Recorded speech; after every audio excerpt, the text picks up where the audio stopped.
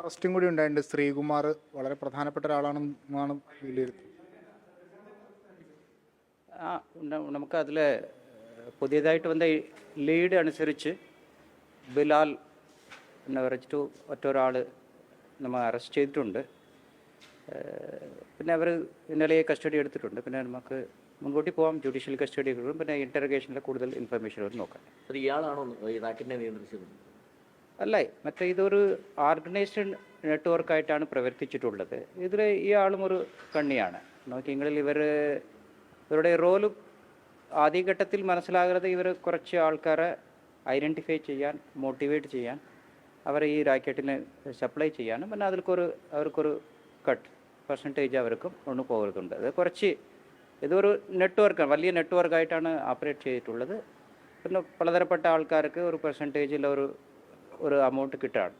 ഇതൊരു കംപ്ലീറ്റ്ലായിട്ട് ഒരു ട്രേഡായിട്ടാണ് മാറിയിട്ടുള്ളത്. അത് നമുക്ക് എത്ര ഡീപ്പായിട്ട് പോകണം അത്ര ഡീപ്പായിട്ട് പോയിട്ട് നെറ്റ്വർക്ക് നമുക്ക് കംപ്ലീറ്റ് ഡിസ്ട്രപ്റ്റ് ചെയ്യാം. അപ്രോക്സിമേറ്റ് എമൗണ്ട് എങ്ങനെയാണ് സാർ? അങ്ങനെ ഒരു ഇതിലേക്ക് എത്തിയിട്ടുണ്ടോ? എമൗണ്ട് ഉണ്ട്. ഇപ്പം നമുക്ക് അപ്രോക്സിമേറ്റായിട്ടേ പറയാൻ പറ്റും. ബട്ട് ഏകദേശം ഒരു 50,000 to 1 lakh ഇവിടെ കിട്ടിയിട്ടുള്ളത്. ഒരു ഡീലിലാണോ അത്രയും? ഒരാൾ കൊടുത്താൽ അങ്ങനെയാണ് ഇപ്പം ഇതുവരെ മനസ്സിലായിട്ടുള്ളത്.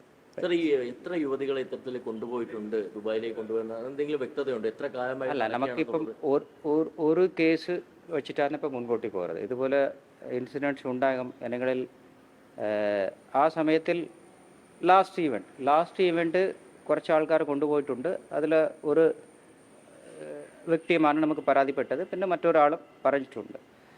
ഇതുപോലെ ഒരുപാട് സമയം ഇവർ ഈവൻറ്റ് നടന്നിട്ടുണ്ട്. അത് ചിലത് ജെന്യൂനായിട്ടുള്ളതായിട്ടിരിക്കാം, ചില സമയം ഇങ്ങനെ റാക്കറ്റ് നടന്ന് കാണാം. അതൊന്ന് ഡീറ്റെയിൽ ആയിട്ട് അന്വേഷണത്തിൽ നമുക്ക് കൂടുതലായിട്ട് പറയാൻ പറ്റും. ഒരു നമ്പർ ഉള്ള രീതിയിലെങ്കിൽ നമുക്ക് പിന്നെ ഒരുപാട് ആൾക്കാർ ഡിസ്റ്റർബ് ചെയ്യേണ്ട. അത് മറ്റൊരു കോൺഫിഡൻഷ്യാലിറ്റിയും ഒരു പ്രവേശിയും അനുസരിച്ച് നമുക്ക് പോകേണ്ടതാണ്. അല്ലെങ്കിൽ ആരുടെ നമ്മൾ പ്രതികളായിട്ടോ ഇല്ല വ്യക്തിയുമായിട്ടോ ആരുടെ പേരോ അതൊക്കെ പറഞ്ഞെങ്കിൽ സൊസൈറ്റിയിൽ അവർക്ക് വളരെ ബുദ്ധിമുട്ടുണ്ടാകും. അതുകൊണ്ട് നമുക്കവർ കോൺഫിഡൻഷ്യലായിട്ടാണ് പോകേണ്ടതാണ്. നിങ്ങളോടും എൻ്റെ ഒരു റിക്വസ്റ്റ്, വ്യക്തിമോ അക്യൂസ്ഡോ അവരുടെ പേരും മറ്റു വിവരങ്ങൾ കൂടുതൽ കൊടുക്കില്ല. അല്ലെങ്കിൽ നമുക്ക് അന്വേഷണം പൂർത്തിയായിട്ട് അവർക്ക് തെളിവ് വരുന്നവരേക്ക് അവരെല്ലാവരും വ്യക്തിമായിട്ടിരിക്കും അക്യൂസ്ഡ്. ഇപ്പം ITP ആക്ട് തന്നെ പറയുന്നത് അതിൽ ആ ട്രേഡിലുള്ള ആൾക്കാർ they are to be considered as a victim. Societal സർക്കംസ്റ്റാൻസോ വേറെ ഒരു കാര്യങ്ങൾ ഇതിനകത്ത് പോയി കാണും.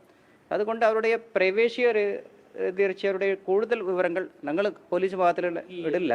അത് നിങ്ങളൊന്ന് അത് നമുക്ക് അതുകൊണ്ട് സെൻസിറ്റിവിറ്റി വേണം. ഈ 2 പരാതികൾക്ക് പുറമെ കൂടുതൽ പരാതികൾ വന്നിട്ടുണ്ടോ? കൂടുതൽ പരാതിക്കാരെ എങ്ങനെ സമീപിക്കുന്നുണ്ടോ?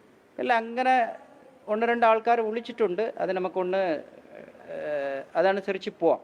എത്ര കൂടെ മറ്റേ ജെന്യൂനായിട്ട് ഉണ്ടാകും, എപ്പോൾ നടന്നിട്ടുള്ളത്, ഏത് ജില്ലയാണ്, ആ കാര്യങ്ങൾ നോക്കി പോകാം. 1-2 വന്നിട്ടുണ്ട്. ബട്ട് ഒരു സിഗ്നിഫിക്കൻ്റ് ആയിട്ട് വേറെ ഒരു മേജർ കാലമായിട്ടൊന്നും വന്നിട്ടില്ല. സാർ, 2 സസ്പെക്റ്റും കൂടെ ഉണ്ടല്ലോ, അവരുടെ സ്റ്റാറ്റസ് എന്താണ്?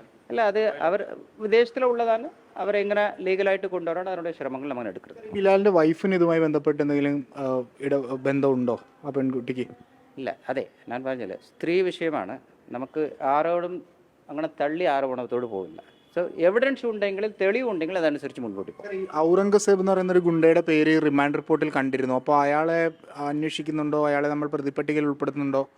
അതെ, നമുക്ക് ഈ അന്വേഷണം തെളിവുകൾ അടിസ്ഥാനത്തിൽ പോകണം. ഒന്ന്, നമുക്ക് നിങ്ങൾ നേരത്തെ സോഷ്യൽ മീഡിയയിലെ 2 പോസ്റ്റ് അത് ഇട്ടിട്ടുണ്ടായിരുന്നു. ഒക്കെ നേരത്തെ നോണാണ് എല്ലാവർക്കും, ഇവിടെ പല കേസുകളിൽ പെട്ടിട്ടുള്ള ആളാണ്. ഇതിൽ അന്വേഷണത്തിൻ്റെ ഭാഗമായിട്ട് എന്തൊക്കെ തെളിവ് വരുന്നുണ്ടോ, എന്തൊക്കെ അഫൻസ് പറയുമെങ്കിൽ അത് മുൻകൂട്ടി പോവാം. ഓക്കെ.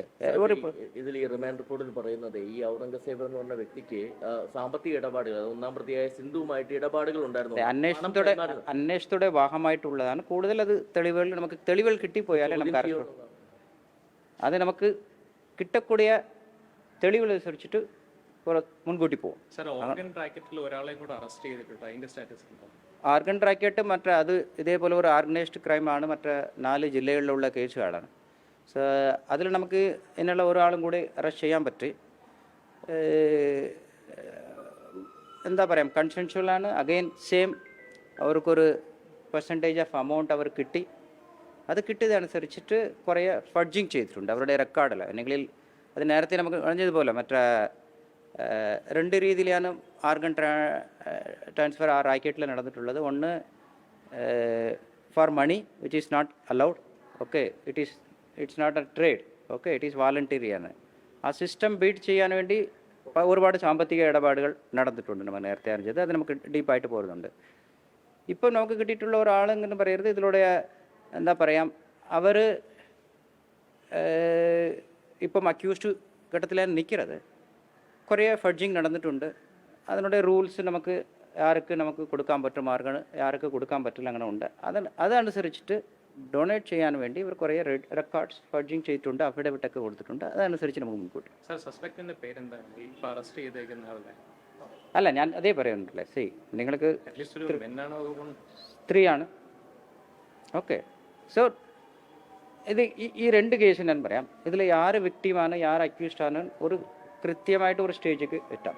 നമുക്ക് പരാതി കിട്ടുള്ളത്, നമുക്കിപ്പോൾ അറസ്റ്റ് ചെയ്തതൊക്കെ തെളിവുകളുടെ അടിസ്ഥാനത്തിലും വ്യക്തിമാനാണ് ഒരു ക്ലാരിറ്റി, അക്യൂസ്ഡ് ആണ് ഒരു ക്ലാരിറ്റി വന്നപ്പോഴാണ് നമ്മൾ അറസ്റ്റോട് മുൻകൂട്ടി പോയത്.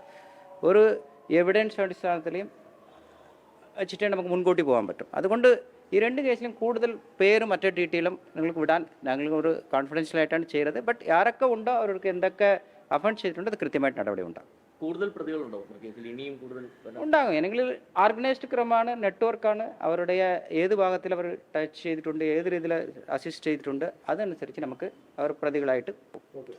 Thank you.